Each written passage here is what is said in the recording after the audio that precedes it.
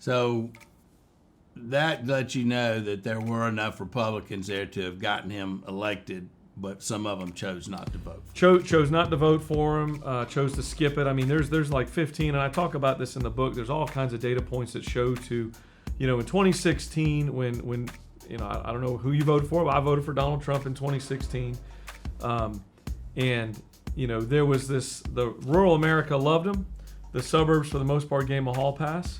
They said, you know what, we can look past the rude and crude because this guy's going to go into D.C. and he's going to upset the apple cart. And that's exactly what he did.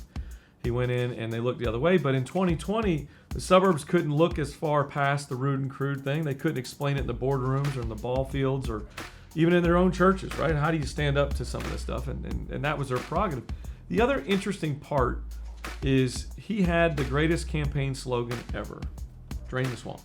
It may, for now until the end of time, it may be the greatest campaign slogan ever. Still like that. Right? I love it. In fact, I still love to every opportunity to drain the swamp. Yeah. The reality is, I think those fiscal conservatives out there recognize that he didn't drain the swamp, he unfortunately fed the swamp. At $7.8 trillion in additional national debt, we didn't shrink the size of government, we grew it. We didn't disrupt the way business is done in D.C., we just redirected it. And so he could have done a better job with that. And so you lost fiscal conservatives, you lost the suburbs, you still had rural America, you still had folks like me that are diehard conservatives that voted for him, but the unfortunate part is it came up short.